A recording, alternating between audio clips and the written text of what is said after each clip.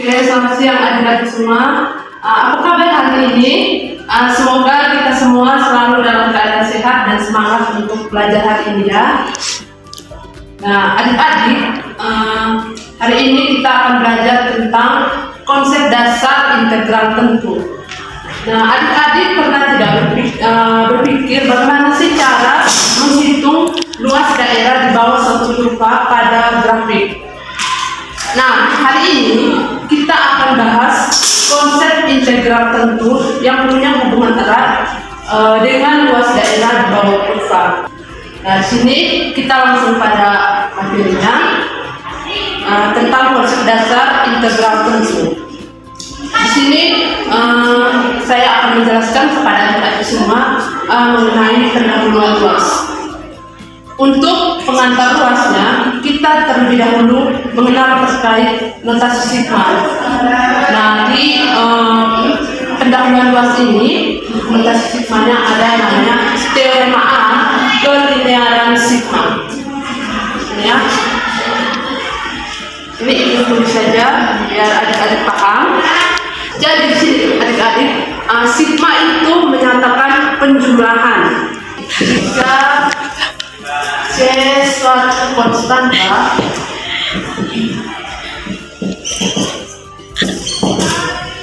maka yang pertama itu sigma I sama dengan 1 sampai N CAI sama dengan C di sini itu menyatakan suatu konstanta ya. Di sini C-nya ke depan, kita keluarkan C-nya, terus dikali dengan sigma I sama dengan 1 sampai N AI. Di sini mungkin ibu langsung menjelaskan contohnya. Contohnya seperti ini. Kita terserah untuk ambil nilai C itu, intinya dia itu adalah konstanta. Oke, contohnya seperti ini ya adik-adik. Contoh 2. Di sini 2 sebagai konstanta, nilai konstanta. Dalam kurung 1 tambah 2 tambah 3 tambah dan seterusnya sampai tambah N. Nah, dari bentuk seperti ini kita bisa merubahnya seperti bentuk pertama dari teorema A. Jadi bentuknya akan menjadi seperti ini. Sigma I sama dengan 1 sampai N. Di sini masukkan ke rumus C sama dengan AI, berarti C tadi adalah 2, berarti 2 dikali I. Nah, 2 ini bisa kita pindahkan ke depan, nanti bentuknya seperti ini. Berarti 2 sigma I sama dengan 1 sampai N dikali dengan I. Terus teoremanya yang kedua, sigma I sama dengan 1 sampai N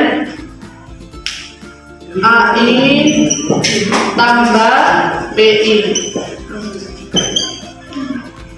Di sini kita bisa pisahkan satu-satu menjadi sigma I sama dengan 1 sampai N AI tambah sigma I sama dengan 1 sampai N BI. Yang ketiganya, teorema yang ketiga, sigma I sama dengan 1 sampai N dalam kurung AI kurang BI. Dia sama seperti yang kedua, cuman tandanya di sini itu kurang. Berarti modelnya seperti ini, sigma I sama dengan 1 sampai N AI kurang sigma I sama dengan 1 sampai N BI. Baik adik-adik, di sini konsep dasar integral tentu yang kedua itu kita akan belajar tentang jumlah Riemann. Nah, adik-adik, di sini itu jumlah remen ini yang akan menjadi dasar dari integral bruto. Adik-adik, berbicara tentang integral, itu kita berbicara tentang luas daerah di bawah kurva. Seperti ini ya. Nanti Ibu akan gambar grafik. Oke, adik-adik, kita perhatikan grafik ini, di mana kita akan menghitung luas daerah di bawah kurva ini ya, di bawah kurva CD yang dibatasi oleh interval dari A sampai B. Nah, adik-adik, bagaimana sih cara kita menghitung luas daerah di bawah kurva ini? Caranya itu, kita akan membagi kurva ini yang dibatasi oleh interval A dan B menjadi beberapa partisi. Jadi di sini kita partisikan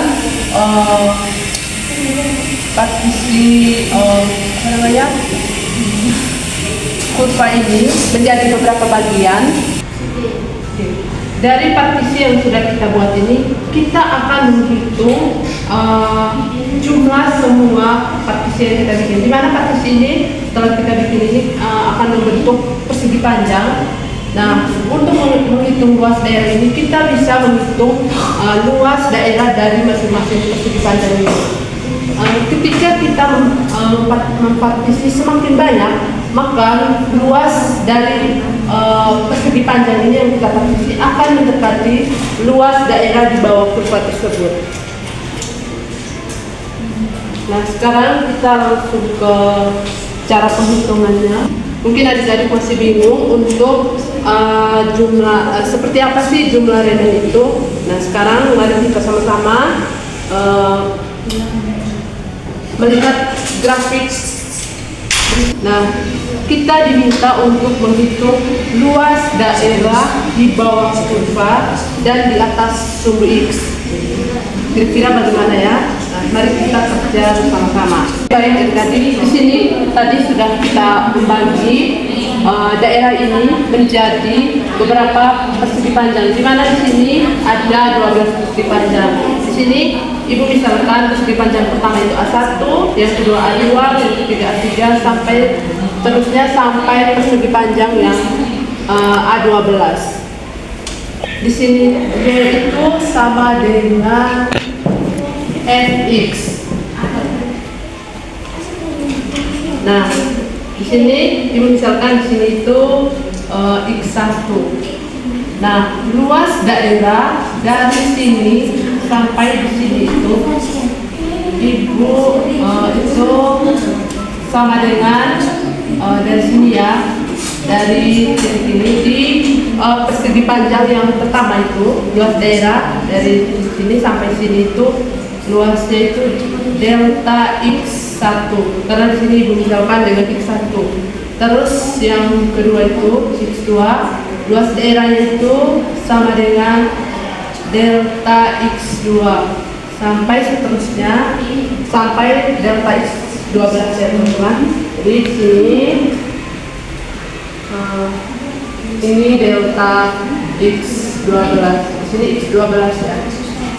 Jadi ini delta X1, delta X2, delta X3 dan seterusnya sampai delta X2, di mana delta tadi itu adalah luas dari persegi panjang itu sendiri.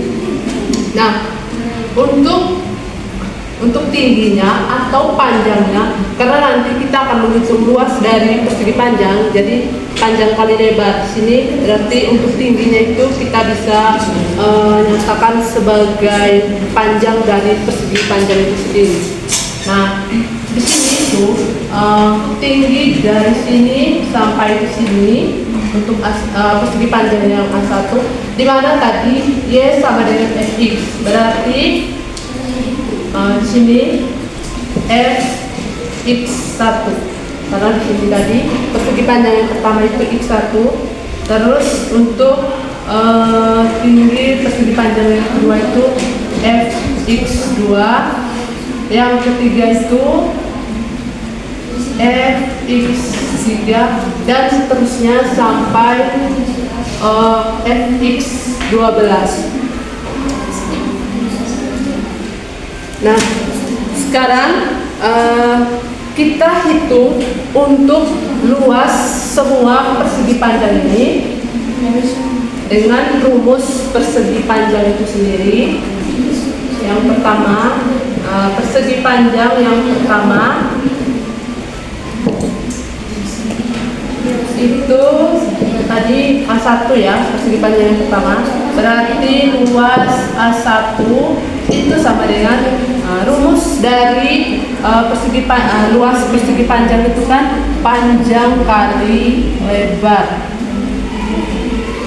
Nah, di sini tadi untuk panjang dari persegi panjang A1 tadi itu adalah fx1.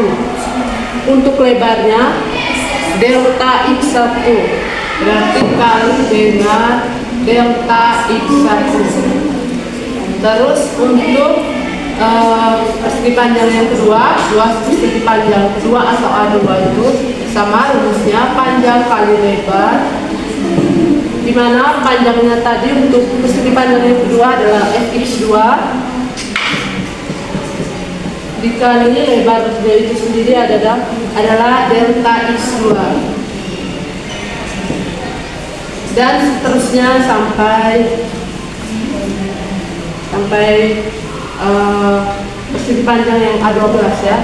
Mungkin bisa teruskan sampai luas A12 sama dengan panjang kali lebar. Untuk panjangnya fx12 kali dengan lebar dari persegi panjang A12 itu delta x12. Oke, sekarang tadi sudah dikatakan bahwa untuk menghitung luas daerah di bawah kurva itu kita menjumlahkan semua luas dari partisi yang sudah kita bikin, di mana partisinya tadi adalah luas dari persegi panjang itu sendiri. Oke, kita lanjutkan di sini saja. Berarti kita jumlahkan semua persegi panjang dari A1 tambah A2 tambah A3 tambah dan seterusnya sampai persegi panjang yang ke-12. Nah, rumus ini teman-teman seperti yang tadi Ibu jelaskan di teorema A untuk kelinearan sigma, di mana sigma itu adalah penjumlahan. Rumus ini bisa kita singkat dengan notasi sigma itu sendiri. Jadi seperti ini, sigma I, di mana I tadi itu kita mulainya dari A1, berarti I sama dengan 1 sampai N-nya itu sampai 12 kali ini fxi, di mana itu fxi adalah panjang kali delta xi. Nanti di sini kalau kita mulainya dari 1 berarti tinggal ganti I sama dengan 1, berarti fx1 dikali dengan delta x1. Nanti rumusnya akan balik lagi seperti ini. Di sini ini hanya mempersingkatkan rumus yang kita buat tadi karena panjang, jadi kita bisa mempersingkatkan dengan notasi sigma. Nah, adik-adik, ini adalah jumlah Riemann dari fungsi fx yang ini ya, yang dari grafik ini. Nah, dari bentuk seperti ini bisa kita rumuskan menjadi, karena partisi ini tadi kebetulan Ibu mempartisi menjadi 12. Di sini adik-adik bisa mempartisi menjadi lebih dari 12, mau itu 20, 21 ataupun berapa bisa, tergantung nanti di sini kita akan gantikan berapa N-nya, berapa yang kita mempartisi. Di sini 12 karena tadi kita mempartisi persegi panjangnya sampai 12. Makanya di sini untuk n-nya itu menjadi 12. Jadi bisa kita rumuskan dari rumus ini itu menjadi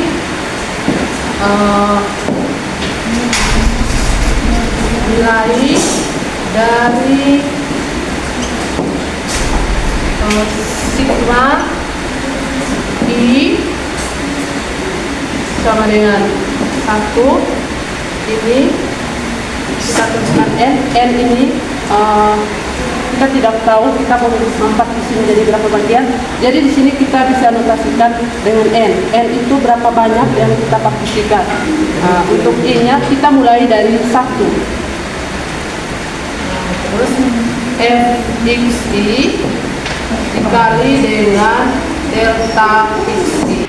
Oke.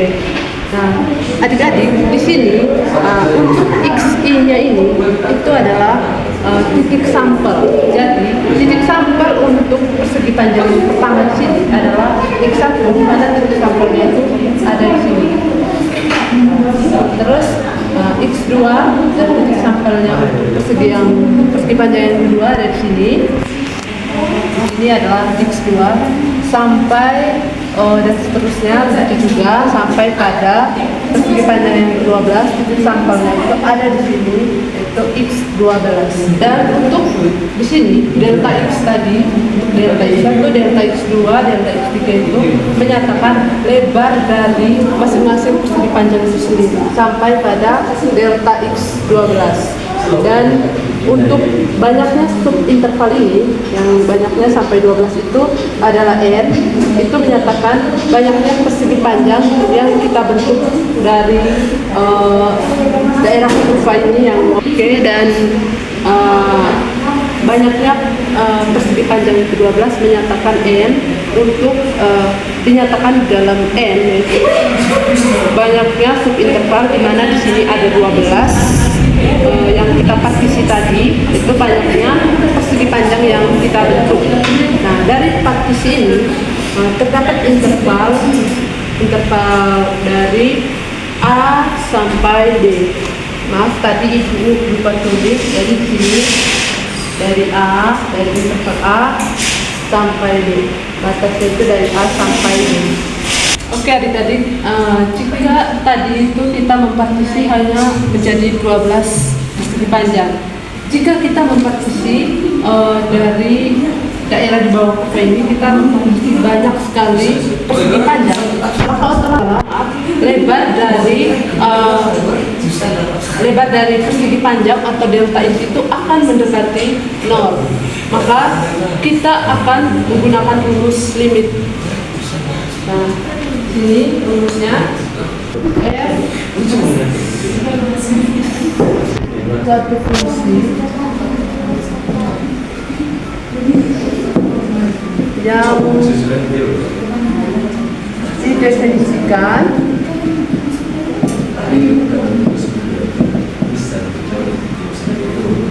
pada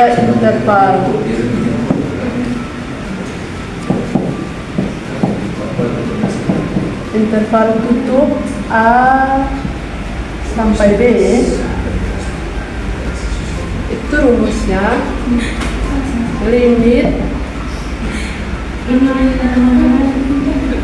ini bacanya norm P mendekati 0, sigma I sama dengan 1 sampai n fxt kali dengan delta xi. Nah, maksud dari norm mendekati norm P mendekati 0 itu tadi seperti yang dijelaskan.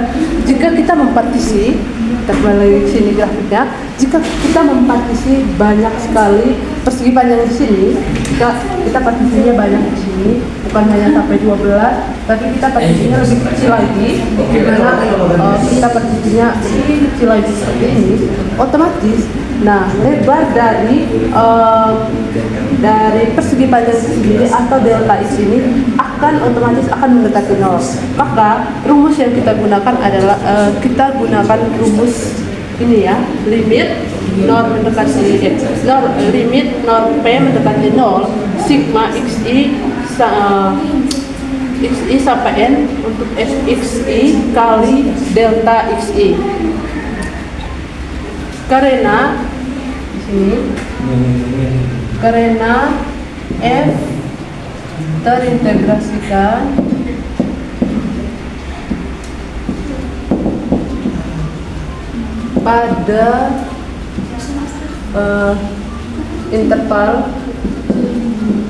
pada interval A sampai B. Selanjutnya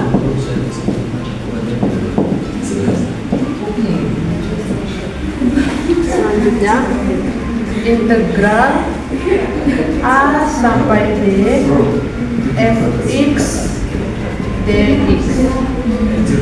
Nah, bentuk seperti ini disebut dengan integral tentu atau integral Riemann. Ini disebut integral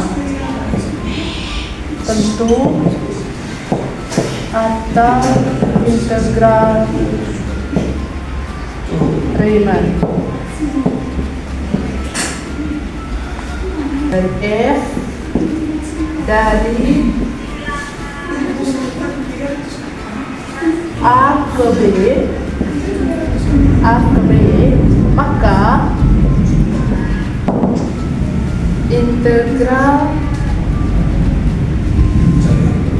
A sampai B fx dx itu sama dengan ini, limit norm P mendekati 0, sigma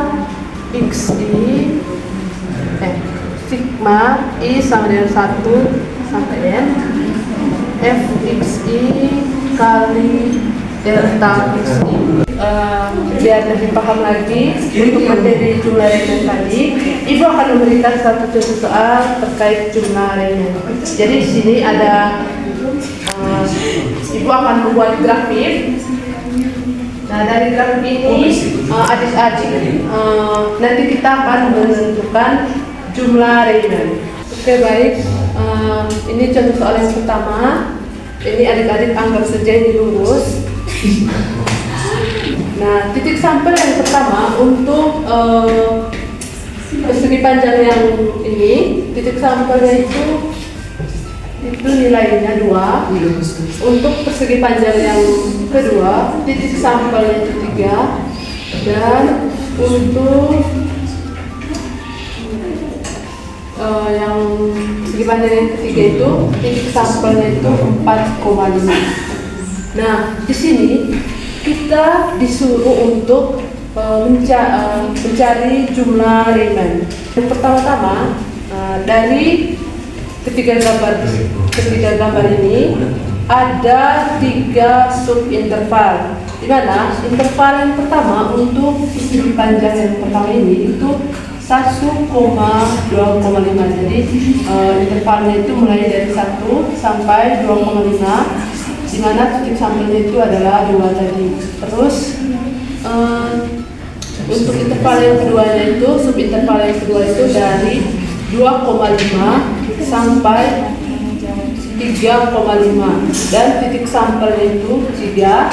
Dan untuk subinterval yang ketiga itu dari 3,5 sampai dengan 5, titik sampelnya itu 4,5. Oke, yang pertama-tama kita hitung lebar dari masing-masing persegi panjang ya. Oke, yang pertama di sini langsung saja untuk penyelesaiannya di sini saja ya. Penyelesaiannya yang pertama hitung lebar untuk setiap subinterval, untuk setiap subinterval. Oke. di mana lebarnya tadi itu adalah delta x ya. Berarti untuk lebar persegi panjang yang pertama berarti delta x1 itu sama dengan jarak dari 1 ke 2,5 itu sama dengan 2,5 ini dikurangi dengan 1. Makanya dari situ kita akan dapat lebar dari sini sampai di sini. Makanya untuk delta x1 itu 2,5 dikurangi dengan 1. Oke. Nah, 2,5 kurang 1 itu berapa? 2,5 kurang 1 itu sama dengan 1,5. Oke, sekarang kita masuk ke lebar untuk persegi panjang yang kedua, berarti delta x2, di mana tadi subintervalnya itu dari 2,5 sampai 3,5. Untuk mencari lebarnya berarti 3,5 yang ini dikurangi dengan 2,5 ini.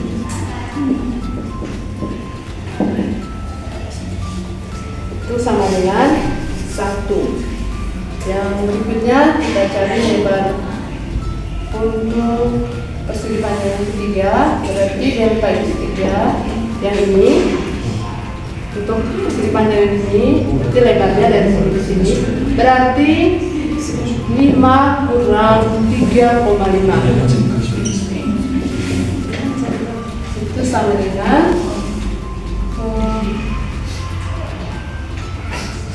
1,5.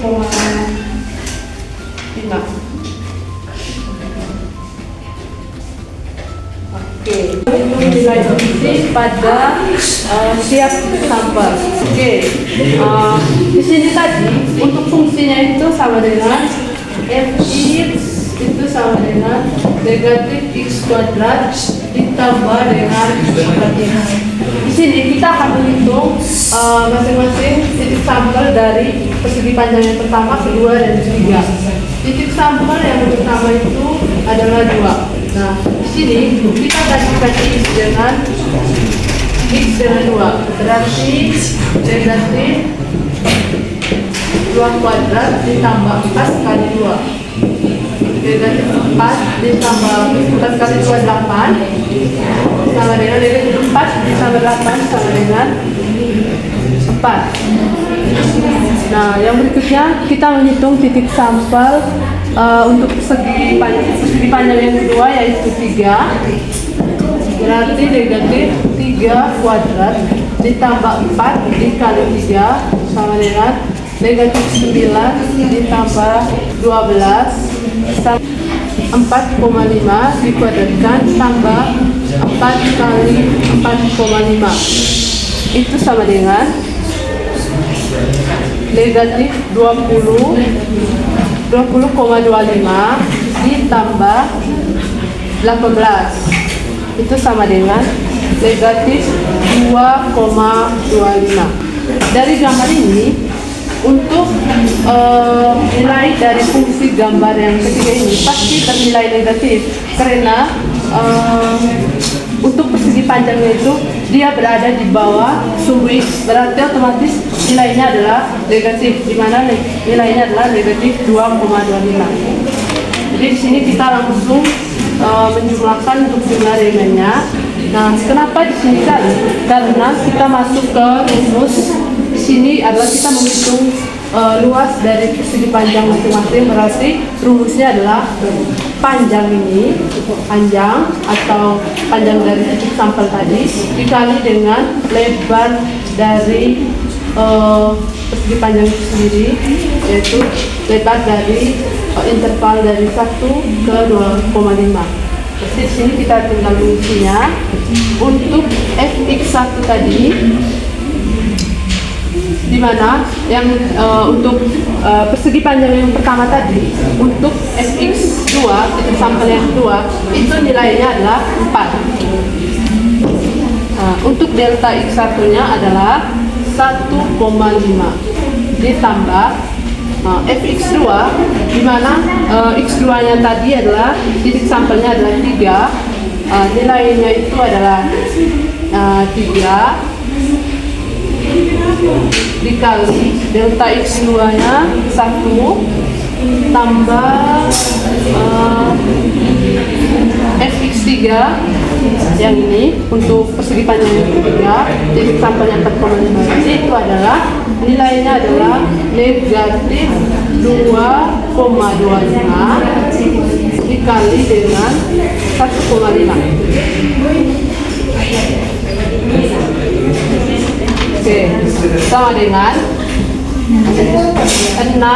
4 kali 1,5 itu 6 tambah 3 kali 1 3 dikurangi dengan 2, karena di sini tandanya negatif berarti ini jadinya kurang 2,25 kali dengan 1,5 adalah 3,375 sama dengan 6 tambah 3 kurang 3,375 itu sama dengan 5,625. Semoga dengan contoh soal ini bisa membuat adik-adik lebih paham lagi terkait dengan jumlah Riemann. Oke, demikian untuk materi kita hari ini terkait dengan konsep dasar integral tentu, di mana di dalamnya itu ada tadi kita menjelaskan tentang jumlah Riemann. Oke, baik adik-adik, dari pembelajaran hari ini kita sudah tahu bahwa integral tentu adalah proses untuk menghitung luas di bawah kurva suatu fungsi pada interval tertentu. Nah, salah satu cara untuk memahami konsep integral tentu adalah melalui jumlah Riemann tadi yang sudah kita kerjakan dan sudah Ibu jelaskan tadi. Oke, apakah adik-adik sudah paham terkait jumlah Riemann tadi? Jika belum dipahami secara baik, adik-adik bisa belajar lagi di rumah dan nantinya Ibu akan memberikan tugas kerjakan latihan soal di fotokopi adik-adik pada halaman 228 nomor 1 sampai 10. Terima kasih, selamat siang.